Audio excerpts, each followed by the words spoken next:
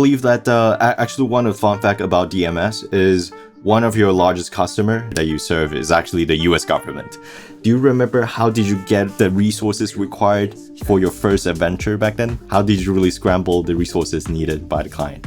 I started with a credit card, actually. Oh, really? I had to be very agile in terms of responding to the crisis. In other words, from resolving one part or one task, they ask you for 3 other tasks.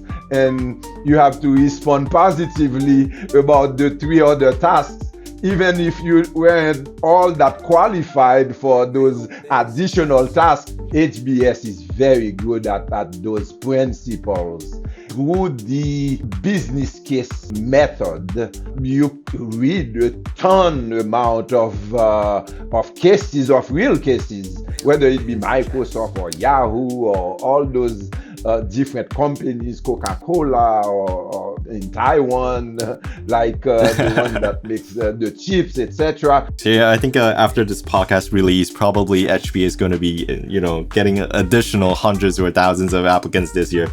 I hope to get a commission for it. The benefit of developing simulations is to, experiment bits instead of atoms. In other words, you can waste a lot of money in a simulation, but you don't want to do that in reality. If we put in an analogy, I would say it's kind of like enabling the decision maker with the capability of Doctor Strange. And their philosophy, particularly the Draper, if you want to have $1 billion in terms of revenue, you just have to help 1 billion people. It's a mindset of abundance. Looking at all those predictions as a Taiwanese, I would say that's definitely far-fetched. Like, how can the world really evolve into that? But I would say Peter really got a lot of things on the point. When I went to Singularity, Peter was giving away some Bitcoins. So I got some. Bitcoin? I got For real? Yes.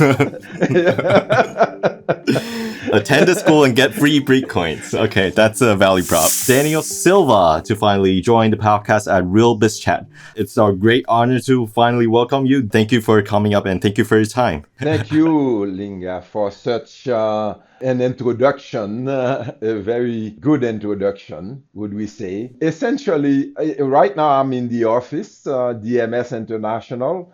I co-founded this organization with my spouse, my wife. So it's a family business, essentially. And we've been at it for over 20 years, going into 30 years now. Sometimes I feel like, 30 years is a bit long, but it's a family lifelong story of sort. And the company, my background is in technology. And later on, we strengthened the business element in terms of managing the organization as it was growing. And that's what got us into Harvard Business School. So not just the pure academic sense of it, but it's for managers and owners of organizations of a certain size and that seem to be growing. That's how you get accepted into that special program at HBS, which is Harvard Business School. So the company is essentially both a technology, meaning software engineering, cybersecurity, and workforce development. So it has 2 different divisions, but more and more they are converging, both the technology aspect, the software, the hardware infrastructure, and the workforce development. So that's why you hear so much about us being involved in education and training. But it was a good thing that we had that aspect of software development, cybersecurity, because eventually the 2 now are converging of sort. Nowadays, people tend to work through their telephones or their laptops or online of some sort. So it's a good convergence of capabilities that we have. Yeah. Thank you for the introduction, Daniel. Well, actually, Daniel has been really modest. His company that he and his spouse co-founded, the DMS International, has been I would say, definitely a well-known name in DC. The company has contributed a lot to the educational systems and also to the federal system as well. I believe a lot of people in the public health domains and also in the international relations domains are probably customers or even students of your company's products. So let's start it talking about your company, DMS. DMS has a long history. Daniel, you have also been an entrepreneur and also this chief innovations officer, serving this company for over 30 years while also wearing the hat of the COO. So how do you describe your roles as the CIO and also COO at DMS to your colleagues or anyone that you met at the conventions?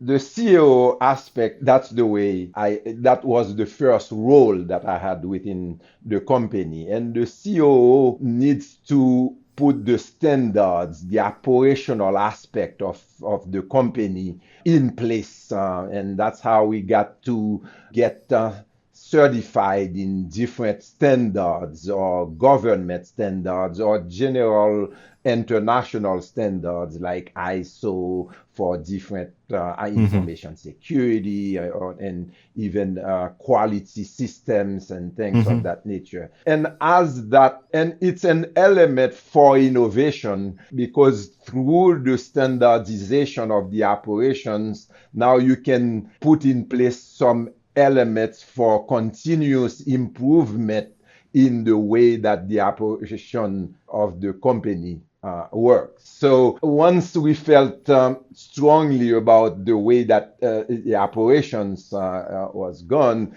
we felt that somehow innovation had become a really important part. And I spent a lot of time in innovation, in research and things of that nature. So that's how the board decided that I should go into innovation, especially with the types of schools that I adopted after the very formal training in business administration and enterprise management.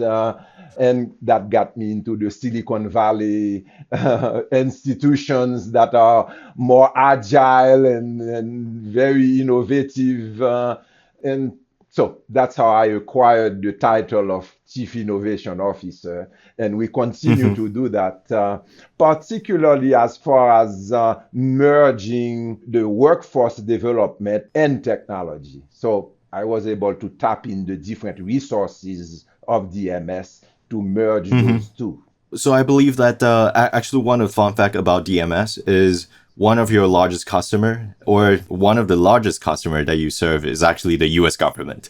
So I'm really curious, like throughout the past 30 years, from your observations, how does DMS evolve together with the needs of the government in the US? First of all, you have to compete in order to support It's a really competitive landscape, definitely. Oh, it's very competitive landscape. So you have to propose something that makes sense for the agency that you are trying to address and support. So we've been successful in sometimes you lose, sometimes you win. But as for the ones that you win into, you have to show every day, if not every hour, that you understand the agency that you are supporting, even much more than the actual people running the agency, because you're being scrutinized as a contractor in terms of the quality of service that you are providing, and that there is no space for mistakes.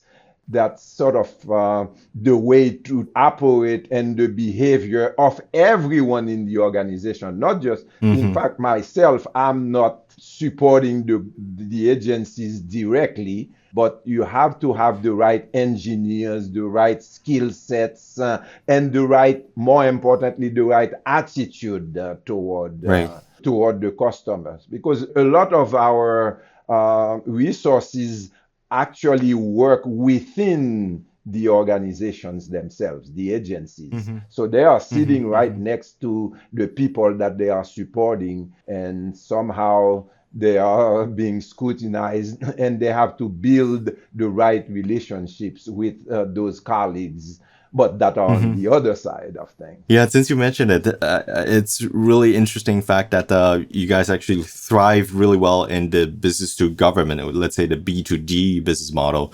I'll say that's probably the hardest tier for any entrepreneurs to go after. Usually the easier tier, we call it the B2C, business to customer. The harder part that we go to B2B, business to business. And the hardest part is to go to government. I was wondering, was that design, what that's intended by design, or along the way of your entrepreneurships, when did you decided with your co-founders that maybe business to government, the B2G model will work for DMS? Well, essentially, that's the way we started. The government had a crisis of some sort, which we may not necessarily get into the details.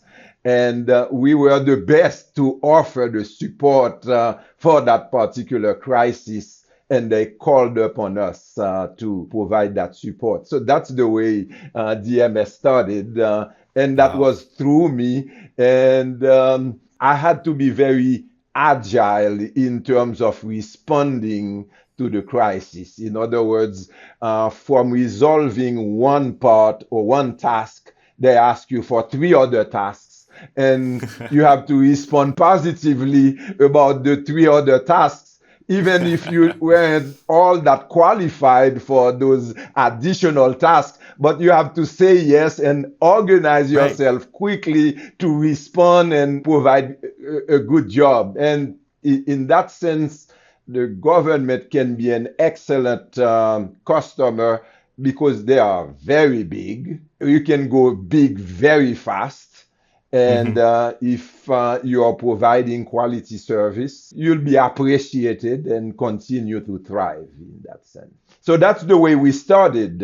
And you have to keep track of what you're doing in terms of documentation, because that will serve as past performance when you are proposing to the government, to the next agency, what you've been doing and how you qualify for the next thing that they are asking for. So, so that's the way we've been accumulating past performances, because you are constantly being evaluated, and that evaluation goes in, it's posted online, it's transparent to know how your customers think of you in order for the next customer to say, oh, yes, your evaluations are correct, etc. So that's the way it works. That's really interesting. Thank you for asking.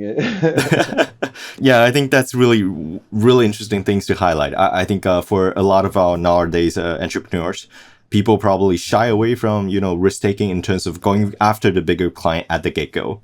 So I think that's really interesting from your founding history with DMS. So I was wondering, can you also share with us, do you remember the life before you co-founded DMS? What were Daniel doing then, and what were you learning from? That almost, as you know, in 20 and 30 years of career, that pretty much covers how I started as an entrepreneur. But maybe it was in the blood. It's about responding to requests. As I said before, that you may not necessarily fully qualify to implement the request, but you have to bring in the right resources in order to be the chosen organization. Right. There's probably one really golden nugget that I think you definitely have in mind and can share with our audience as well, is you mentioned about sometimes the client, whether it's a government or a really big client, demands or the request usually larger than the original scope, let's say.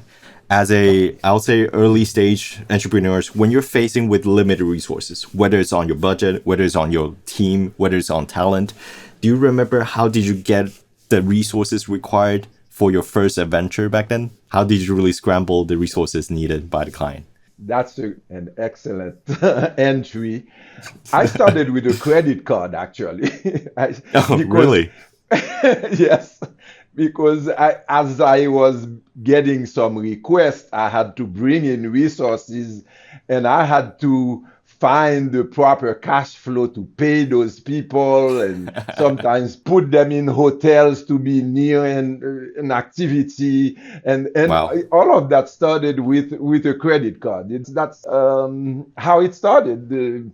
Now when I'm looking at it, I find that to be, impossible practically to start with a credit card and to support major A company. government agency. Yes.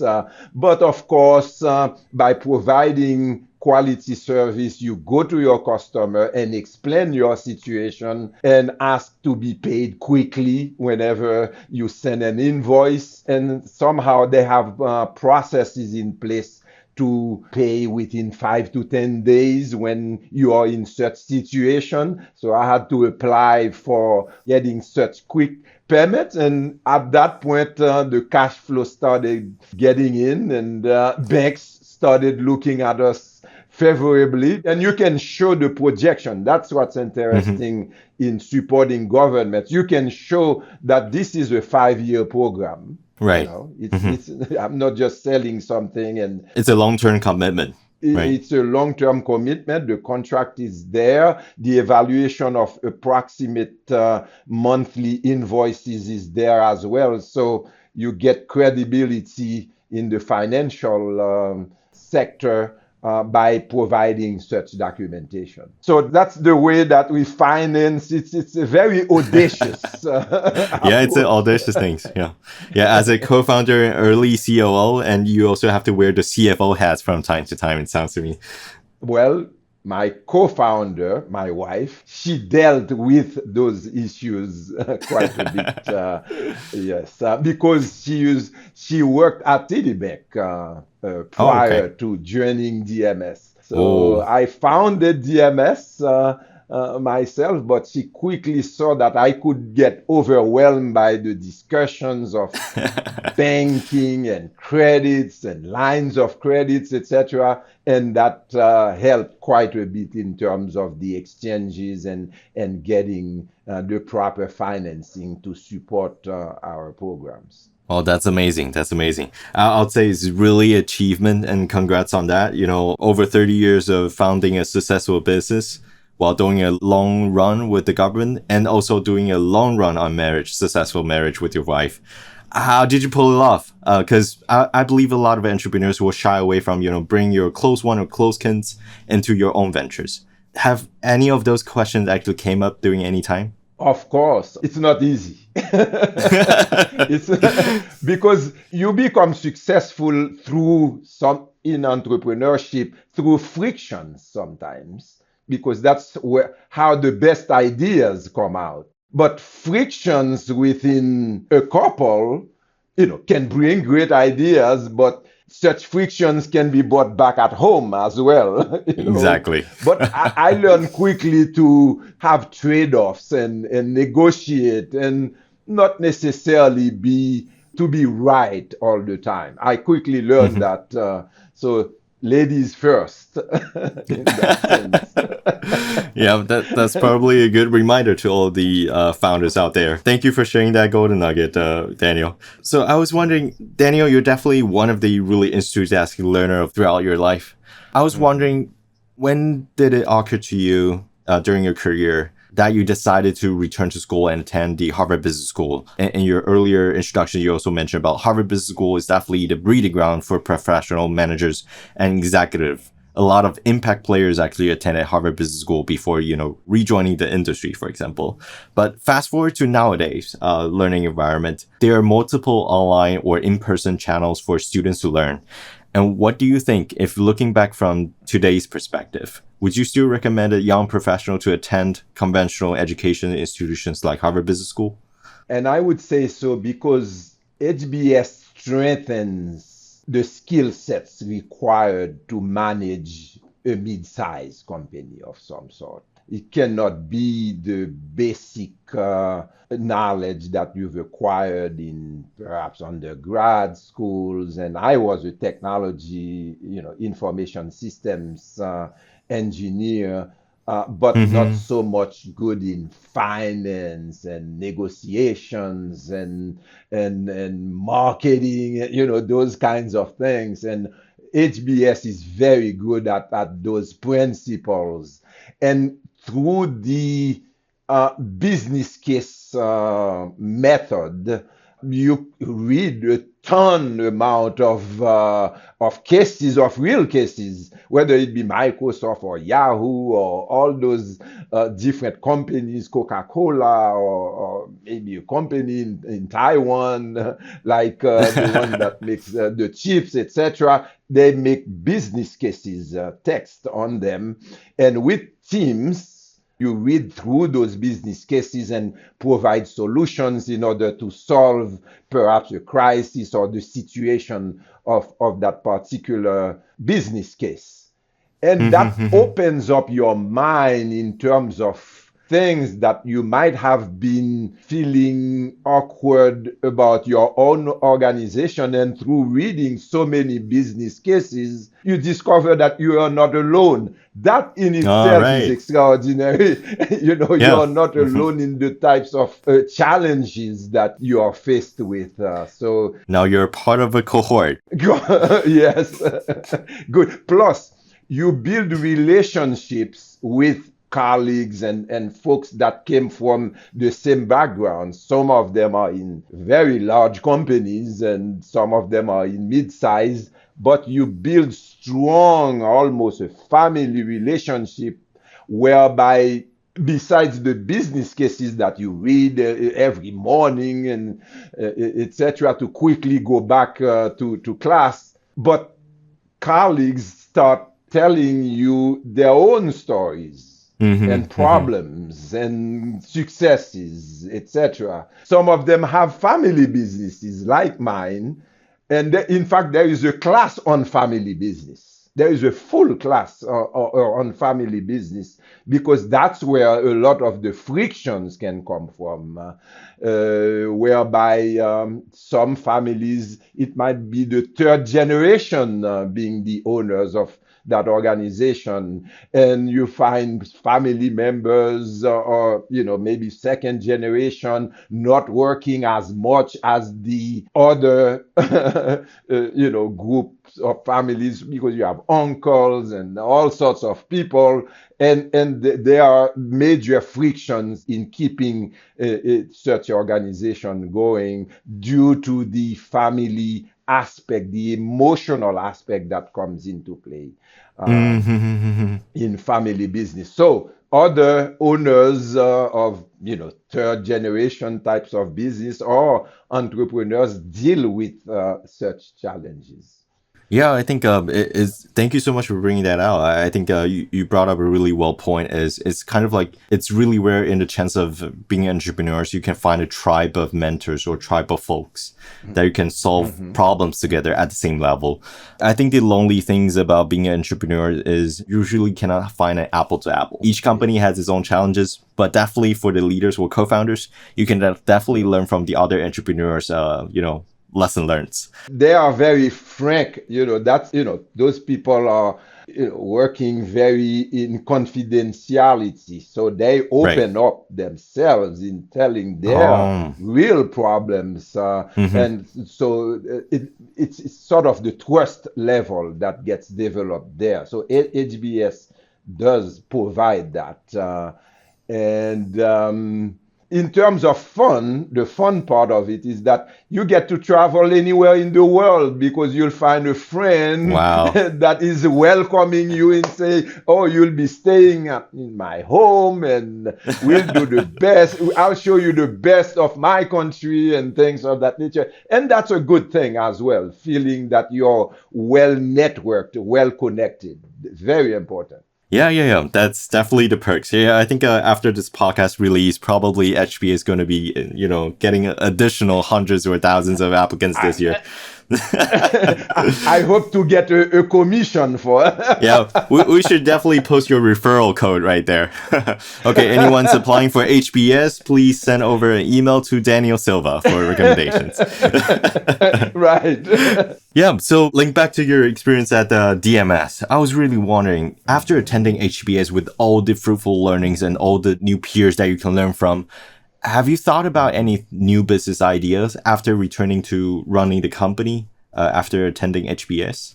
Yes, you had a whole other attitude toward day-to-day operations in terms of crafting your vision a little stronger than when you are doing it on your own or by instinct. HBS put some order into your thought process, even in terms of communication with the employees and interaction with customer, because you learn a lot about customer service and how tight this should be.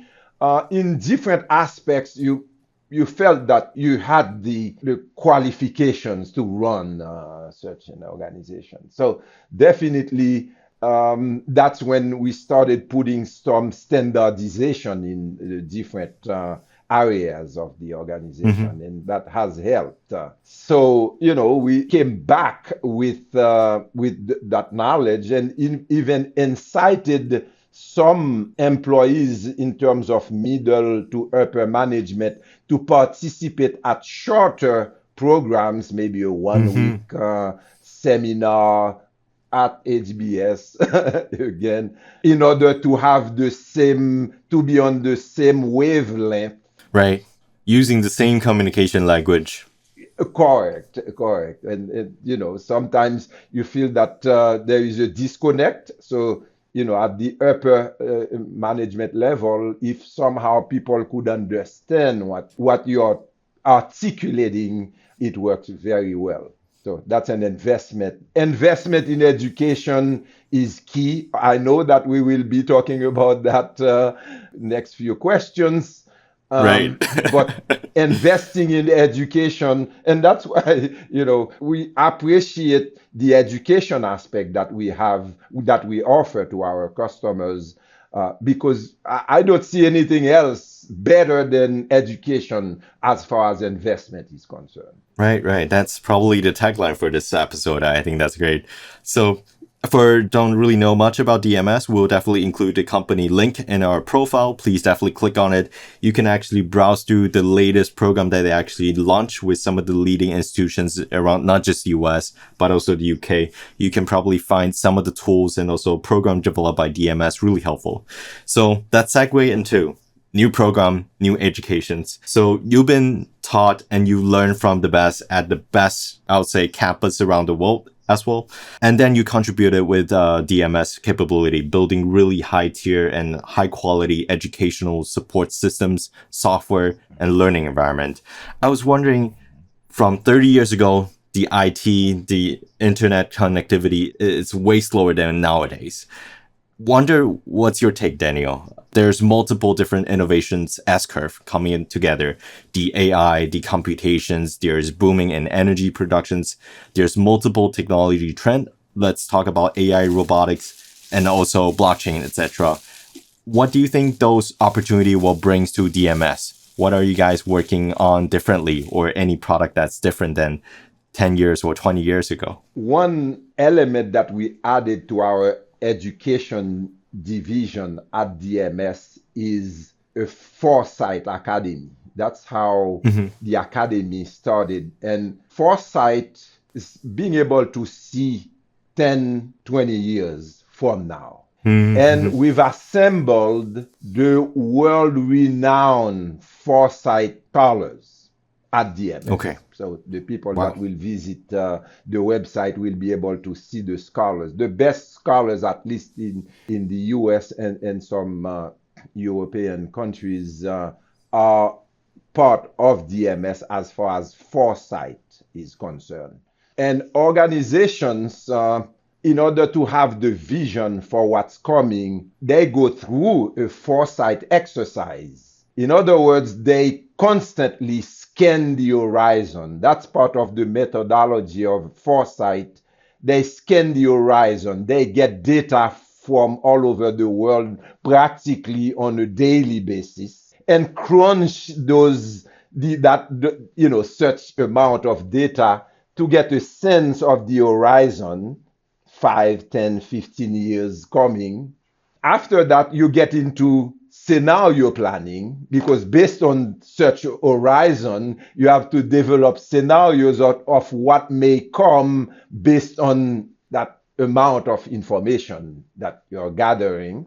And there is a method for that as well. And scenario planning ends with a couple of scenarios. You eliminate what won't work, but get to a couple of scenarios. And those scenarios, the next step is to develop simulations upon those scenarios. So where thus the fact that we use simulations, because you have to simulate the scenarios that you find to be the most probable, that eliminates or reduce uncertainties. And those simulations sometimes give some answers as well in terms of what can happen. And the benefit of developing simulations is to, experiment bits instead of atoms. That's how some people put it.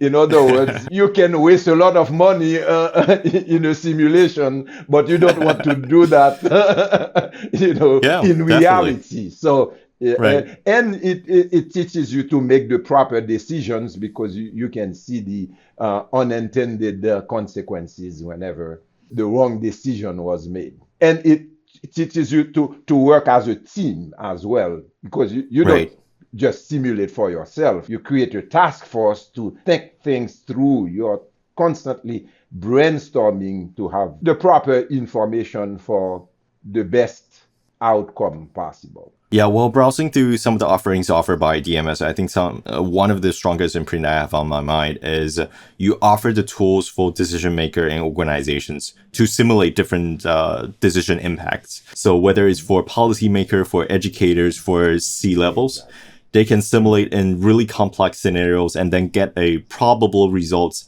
and then can work it back way. If we put in an analogy, I would say it's kind of like enabling the decision maker with the capability of Doctor Strange. You can see tens of thousands of potential parallel universe future, and then you come back to nowadays, and then you make an important decision nowadays and see how this goes. So you mentioned about back then when computation is limited, simulation cannot be done, exhaustively. So we definitely have to do educated guesses and do simulations. I was wondering nowadays, all of your peers or other entrepreneurs around you in DC are probably putting a lot of money behind a lot of setting up new AI data center for more computing power. Do you think there will be a limit for these kind of simulations going forward? Oh, to the contrary, simulation is growing.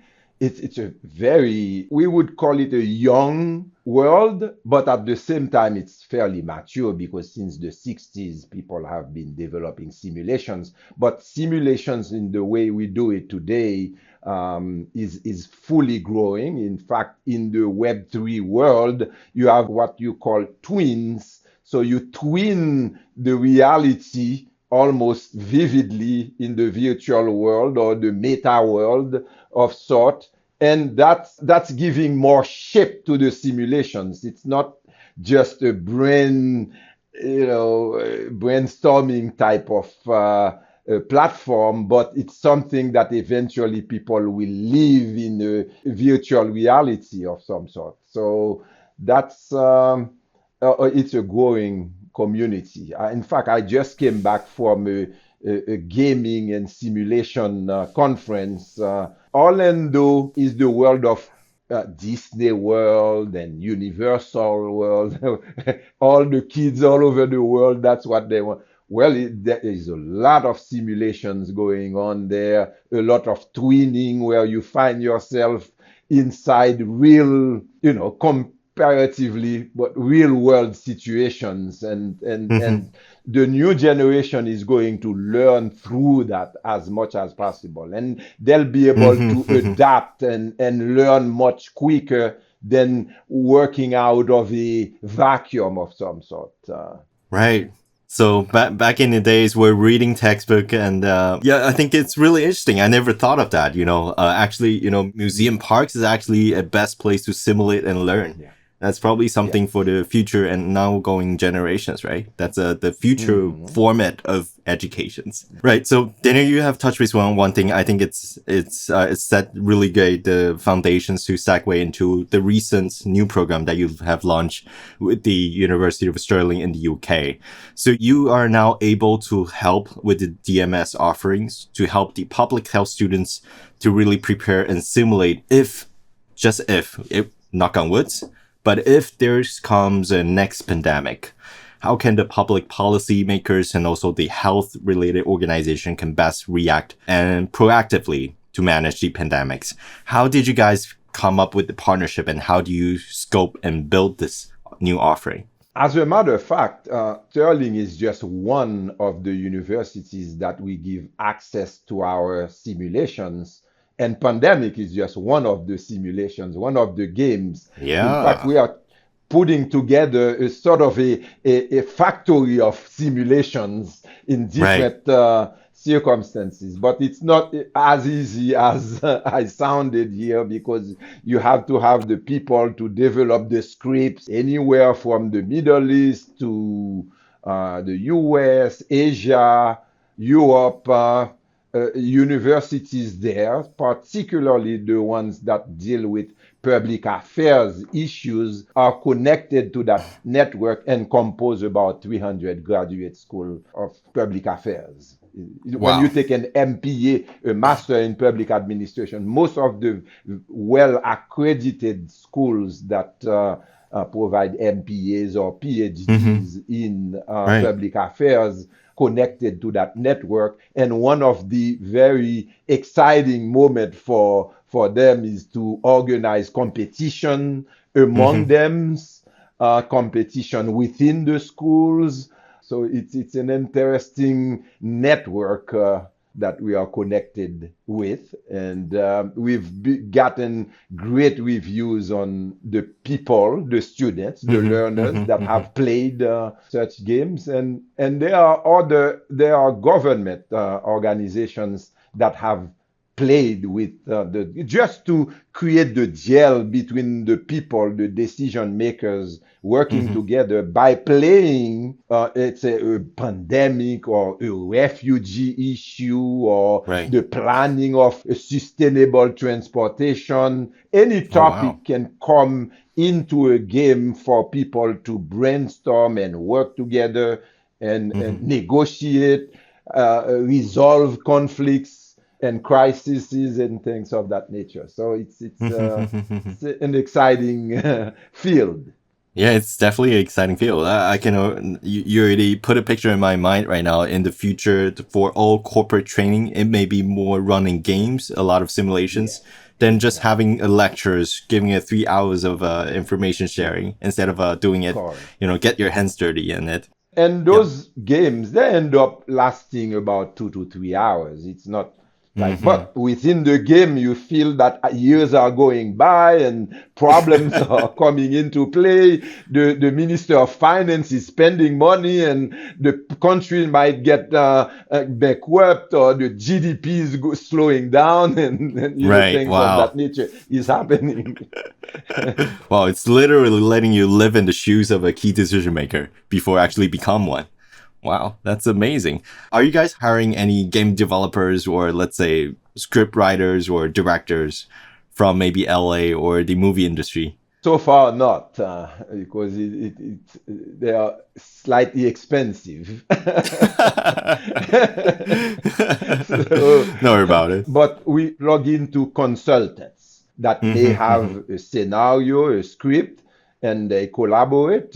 In fact, our intent is to sort of have a co-creation environment or co-creation ecosystem where the script writer, the producer can Mm-hmm, partner with us and some form of co-revenue. Because mm-hmm. as we build the catalog of situations and All right. we don't Complications see as well. why Right. we should keep all the intellectual property for Hmm. ourselves, but being Wow. open to people that are very creative and already have ideas about what we are talking about, but welcoming them and get them to participate in the creation. Hmm. Because there are platforms like that that create games for kids, etc., and and they are sharing revenue. So Hmm. why not transfer that same mindset to the serious games community? Because that's what we Right. call those simulation, the serious games. It's just the same game. So we want people that are very creative in that sense to participate and get revenue. Oh yeah, I love the business model, and I would definitely encourage and hope that we see more young adults who are early professional to join your cohort. It sounds like a really exciting place to work as well, to be honest. Yeah. So Daniel, I remember one thing that you shared with me at the 25 Ripple Swell event. That's where we met. You mentioned about you attended. You definitely someone embraced frontier innovations, and I think one really fun fact about your past background is that you attended both Draper University and also Singularity University. So, what do you feel is the most significant difference in learning in these kind of more entrepreneurship driven learning environment and mindset that you have observed over there compared to, let's say, a traditional business school? Well, the mindset is quite different. It's a whole other mindset, and it's for people that have the drive to create something. So very startup-ish types of schools Hmm. that want to help 1 billion people. So very ambitious small businesses that may not necessarily have the means, but have ideas and the ambition to help 1 billion people. And their philosophy, particularly the Draper, if you want to have $1 billion in terms of revenue, you just have to help 1 billion people. All right. So it's a mindset of abundance whereby the skills that are provided there is for you to create something that will have an impact in the world and a way to upgrade yourself as fast as the world changes. Singularity's philosophy is a bit about creating an abundant world where everything is about abundance. And Hmm. effectively, when you remember, telephone was something that was very archaic 30 years ago. And all of Hmm. a sudden, the mobile phone, everyone had a phone and practically a computer in their Right. hands. So Hmm. those that were at the basis of some a technology like that, they supported billions of people, and you can imagine the revenue for that. So it's a mindset that they teach you there, which is not as formal as marketing or finance, etc. They leave that to like the HBSs of the world.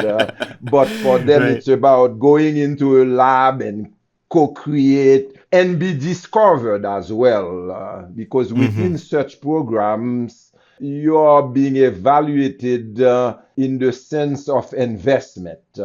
Tim Draper himself is one of the very important investors Right. in the A United legendary States venture or and capitalist as well. worldwide. Yeah, and he detects from the people that join his programs who he should quickly get going and keep at Draper in order to for that person to complete the work that they are involved in. And I can tell Hmm. you, I know that you've asked me in the past what got me to make such a big shift. That came from my daughter, who is an avid entrepreneur, Taina Silva, yes. And she went through both programs, Draper Oh, and really? Singularity, yes. Wow. And after she finished, and she's building her platform now about travels and things of that nature. It's an interesting project that she has. She said, Dad, this traditional format that you seem to have needs some Updates. youth element to it.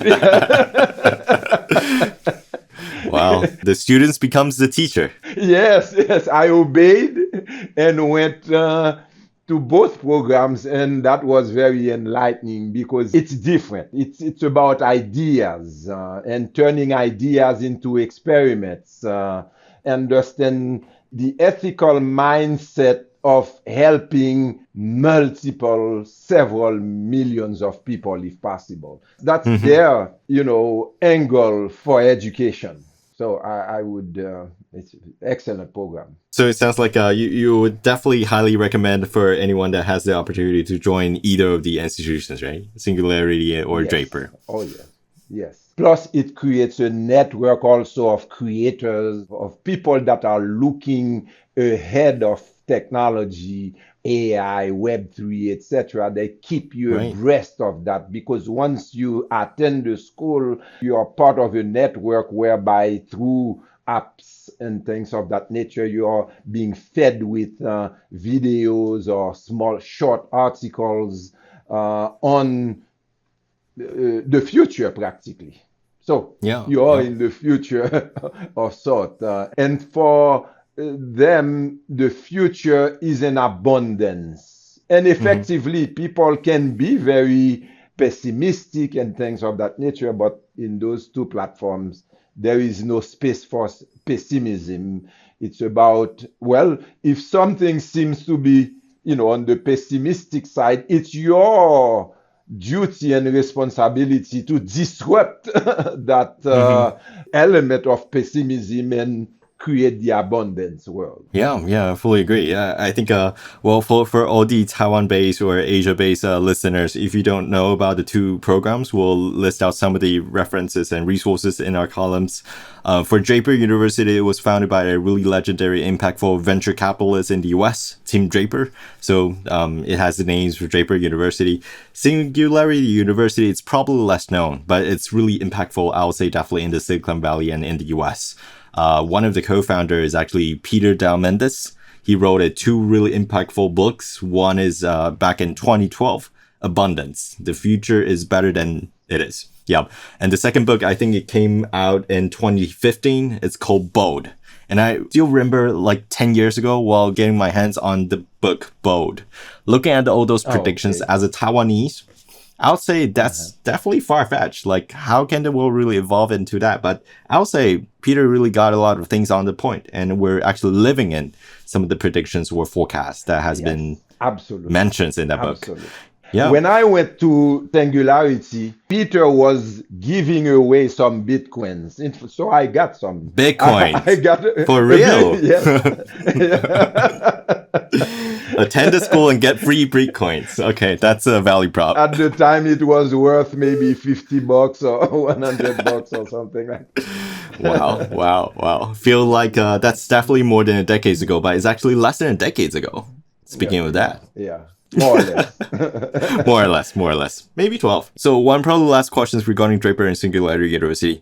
I was wondering, like, Daniel, even though with a really successful business already running, you're the co-founder and CEO and CIO at the time. After attending these two incredible institutions, have you ever thought about to go on a side quest for a second company that you want to found or a venture that you want to go after?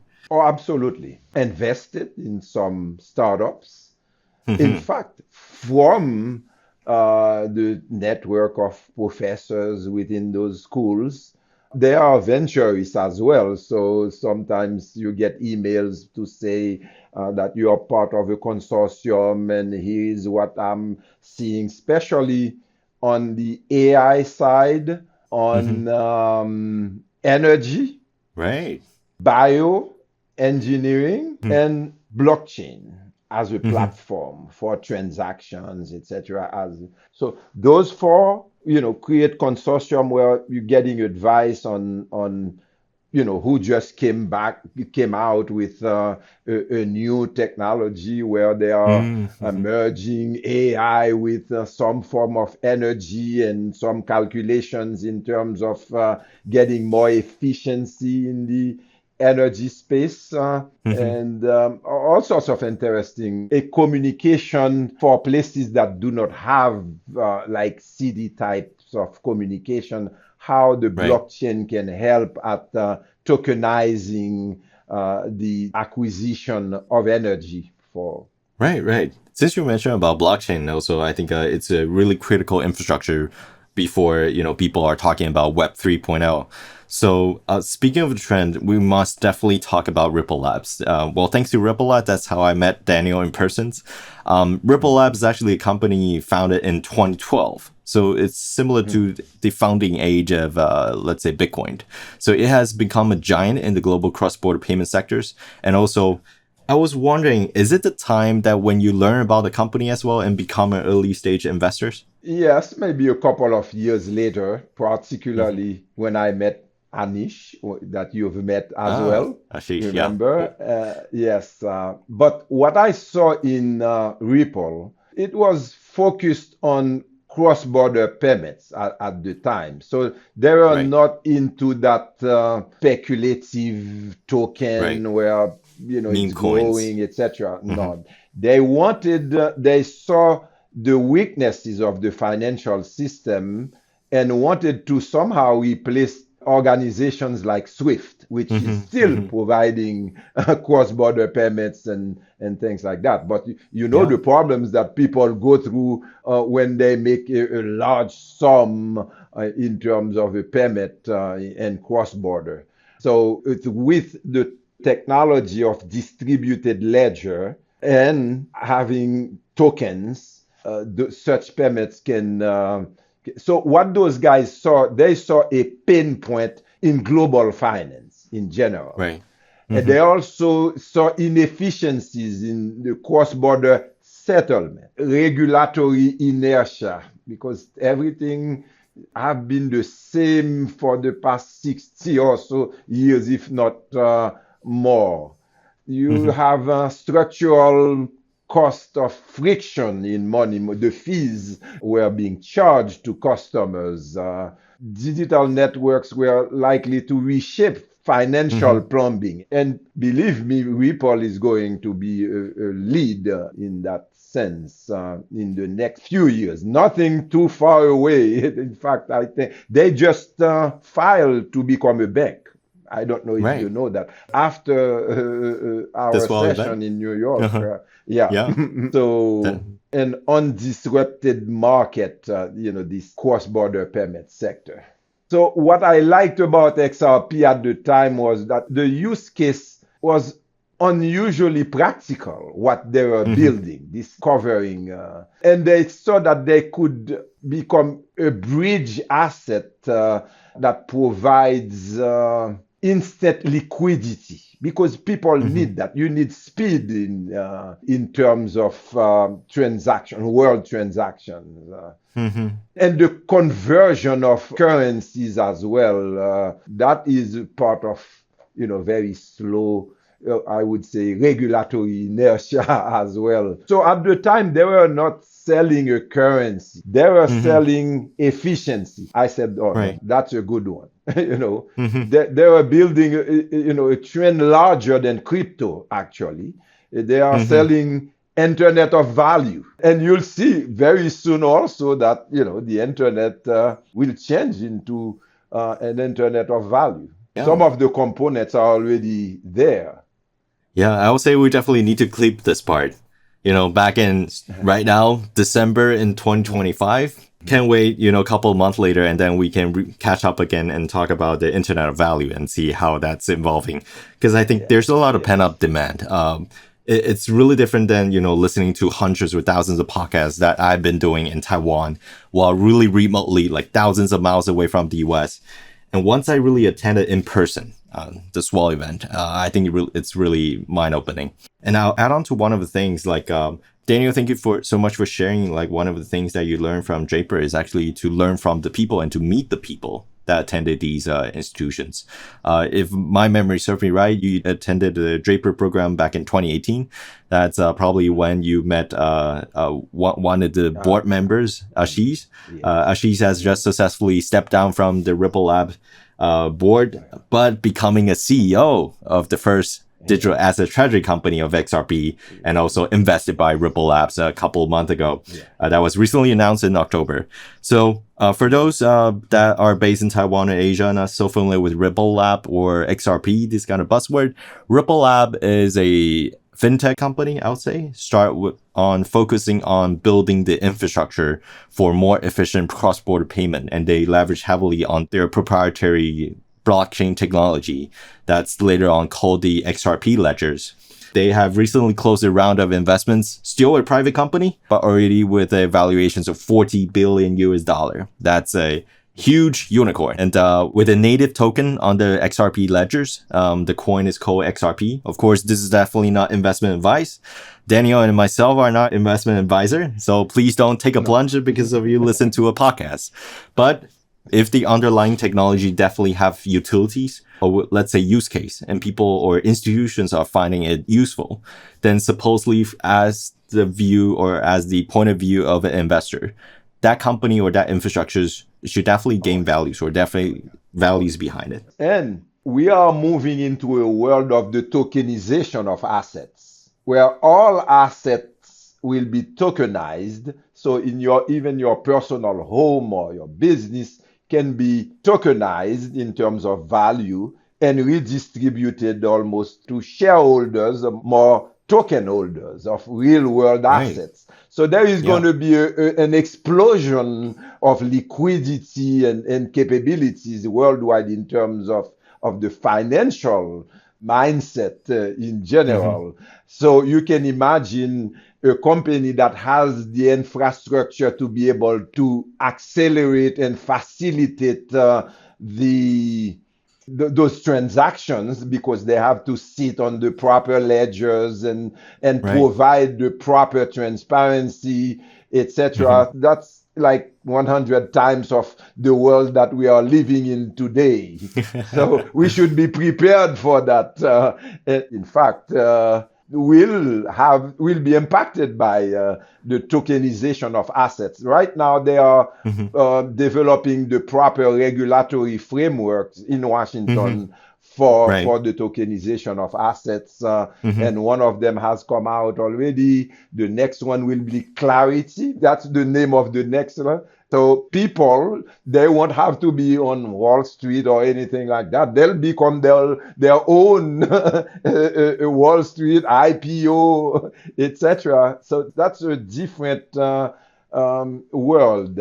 So those guys, what they are working on is the interoperable data economics and better governance of finance in general. I think since you mentioned about it, for those just wondering, like Daniel, you've been in this industry and you've been observing it for a couple of years already. If for some of the audience are not so familiar with the word tokenizations, how would you explain the idea of tokenization and why it's so impactful for our daily citizens? For those that aren't familiar with the idea of tokenizations. Perhaps some members of the audience have heard of Bitcoin or those other coins like Ethereum, XRP, and others, Bitcoin Cash, etc. The tokenization itself came out of the distributed DLT, distributed ledger technology, whereby any item can be tokenized into encrypted information. So essentially, it's any information. A picture can be encrypted with all the information that accompany the picture. That's how we got into the world of the NFTs. But that was an experiment. But in terms of that's an experiment, but it's a good one because they're able to take anything, any small item, or kids creating something, and there's some of them sold some pieces of art very expensively. Well, you can take a table, you can take a chair, you can take a house, you can take a piece of land, and all the information that comes with it, from the notary to the longitude and altitude of that piece of land, encrypt that information and put it on a ledger, on an electronic ledger. Well, that's a token. That information is a token. So, we wanted to define for the audience what a token could be. It's the encrypted set of information on an object or anything. Right. So, and you can imagine how many things people could then encrypt information on, which would Right. each of them is a token. Now, what we just talked about is tokenization of real world assets, meaning a chair, to be simplistic, a table Right. or a house or a piece of land or something No. that you've created but never accessed the proper financing for your creation. Now that can be, the information about it can be encrypted and become a token. And that token, people will be able to, I'm issuing 1,000 tokens for that item that I've created, and people start buying, they start having ownership of that token. So that's the tokenization of real world assets. And it's an interesting, very optimistic world that's coming. So Definitely that's what the exciting. digital world, yes, very, very exciting. And I think you guys can, profit from that and sort of start. And I think you did that by positioning any company to look at things in that sense, because Yeah. that's what's coming. Yeah, I think also to add on, I think one really impactful learning point I would say from this year's of Ripple Swell event is in the past couple of years during the Swell event. Well, this is my first time, but for the past couple of years, if we look at agenda or this panels and speakers, most of them are maybe from the fintech world or from the DeFi world, decentralized finance world. I'll say this year there's a lot of heavy hitters and really important key opinion leaders from the traditional finance world as well. Let's call them the traditional Wall Street guys. They are actually in the house and they're sharing and they're actually championing for tokenization as well, since that will definitely save costs, increase efficiency, and there's probably, very likely, a lot of business opportunity behind that themes of tokenization as well. Yeah. So yeah, Daniel, just wondering, like, I bet a couple of months later, once we have a second episode, it's definitely going to be really interesting when we're looking it backward from that point. That's definitely going to be interesting. Well, toward the end of 2026, I think we still have a couple of questions to go. I know I always enjoy every conversation with you. But in terms of time concern, I'll definitely need to speed it up. Sorry, my fault. So let's do some forward-looking items. You mentioned about like DMS. You are helping a decision maker to look 10 years, 20 years down the road and do the simulation nowadays to be prepped. So I would say looking back at 2025, what is the one thing that most impressed you? And looking ahead, 2026, what trend do you think you're most looking forward to? AI for sure is there to accompany everything that's coming. So we have touched the tip of artificial intelligence, or I would call it amplification intelligence. So Right. because it's helping a lot of the other industries. But what I'm impressed about is bioengineering and biotech that's coming in terms of forward looking. It will, just the way that the tokenization of asset will explode, because everyone in the world has some assets somewhere. It might not be major, but still have some assets that could be open for share and things of that nature. So we talked about that. But bioengineering, as they've discovered so many mistakes that have been made in some of the traditional industries like petroleum and oil and things of that nature, I believe that bioengineering and AI will help recreate a bunch of things that today we use, but under the plastic world.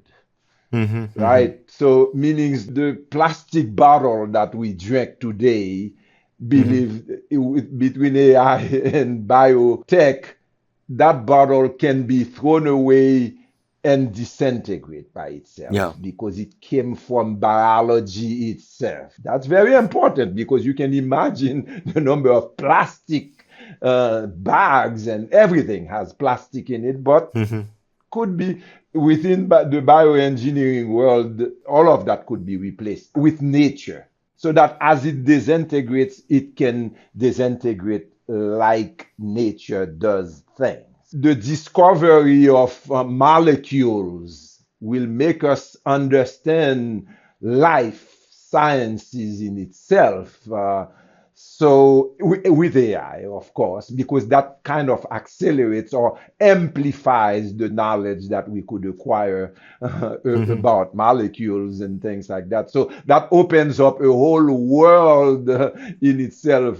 As you can notice, every one of the topics that we choose just changes the world practically, the way that we live today. And of course, energy and the way that we are, drilling but there is a little bit of politics in that. But energy can be very abundant without, destroying the earth.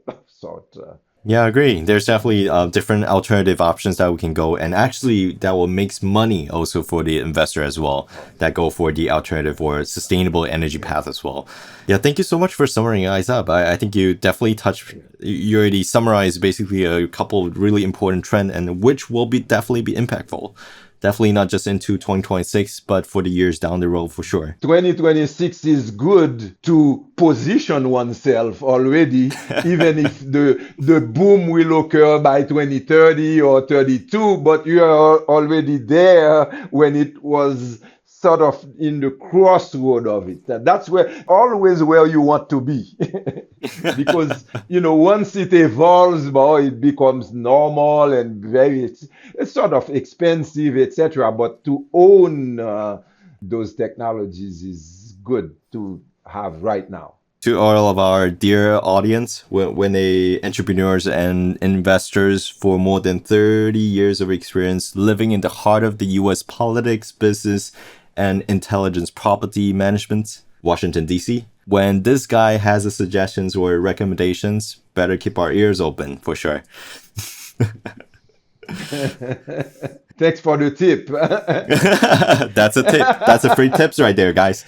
Okay, so a chunk of this is probably the last questions for today, but I believe this will be really high impactful. So for a chunk of our audience is actually early professionals. So they probably just recently graduated university or from advanced degrees, or recently just are at their end of their education's let's say curriculums. So wondering, we have discussed career investment and also forward-looking trends. I would like to switch gear to probably a point of view. How would you define success for a modern days, let's say early professional, when there's a lot of AIs that's been doing more in-depth analysis in a shorter period of time than what a normal human being can do? What do you think is defined of success for nowadays young adults? I'll turn this over in terms of the skill sets that your audience need to acquire or have as much as possible, as opposed to the success, because that's a sort of a scale of measurement, etc. But what is required of what will be required of them is cognitive flexibility, meaning be flexible to learn new things quickly.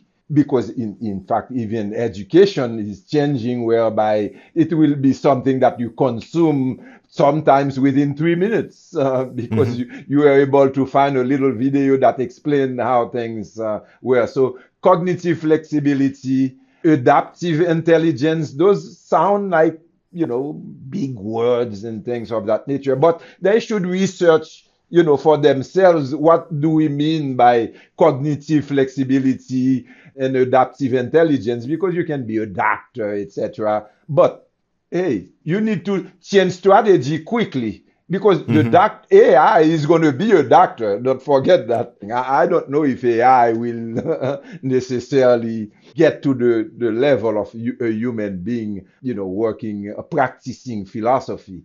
But creativity, synthetic imagination, I would say ability to combine ideas into new forms, sort of an entrepreneurial and build a mindset, emotional intelligence and human-centered leadership, and ethical foresight, meaning Yeah. you're looking to do something good for humanity. It's ethical foresight and technology stewardship, Mm-hmm. whichever field you are. Those are the advice or sort of takeaways we would leave with the audience as far as the mindset that they need to have. The rest is, I think a lot of the skills that we used to have are being commodified by AI and the access to the internet. So those were the words of wisdom.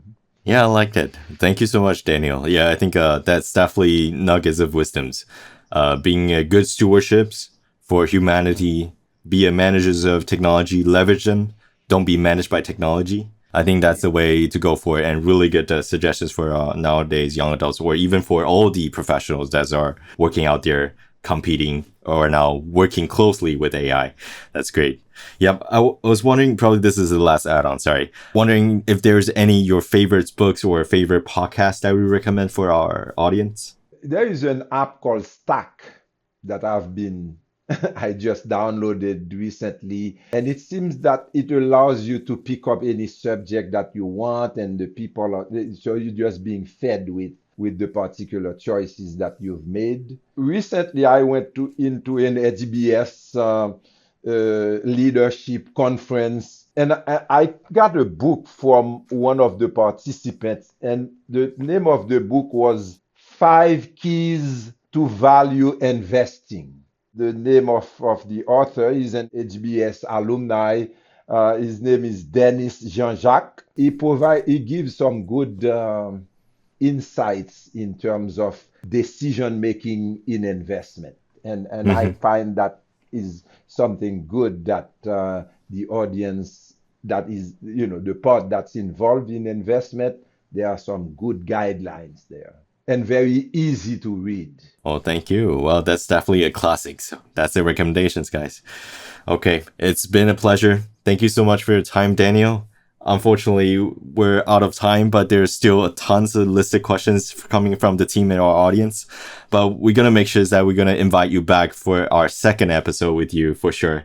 And I do hope that sometimes down the road, maybe we'll have a co-podcast with you and also with Ashish, your college classmates as well. That will be amazing. Sure. It was a pleasure for me to express and articulate some of the opinions, and hope that it will bring value to our podcast here. Thank you so much. If anyone have any questions that want to reach out to you or stay in touch with you, do you have any podcasts were available or any website that people can follow you on? One of the things that we do at DMS, particularly in the world of foresight, is that we do the horizon scanning. So we get feeds from all over the world. It Right. gets curated by people that are, in the foresight world. And those articles and short and summarized articles go to our customers for them to get a sense of what's coming, what's interesting in a very short way so that people don't have to read long articles. That's something that subscribers could get some benefits out of. And that's one thing. Podcast, no. We count on your podcast. Okay, we'll try to be good managers and stewards going for it. Thank you so much for entrusting us with your definitely invaluable sharings, Daniel. Really appreciate that. And we'll definitely recommend any of those that are working at the corporate strategy office or anyone that's working with key decision maker. If you want to work with a technology partner or solution partners, please feel free to reach out to Daniel himself or the DMS teams. We'll put the related links below. Please find it in the information column as well. Yeah. Okay. That'll be the wrap for this episode. Thank you so much, Daniel. Same here. Bye-bye.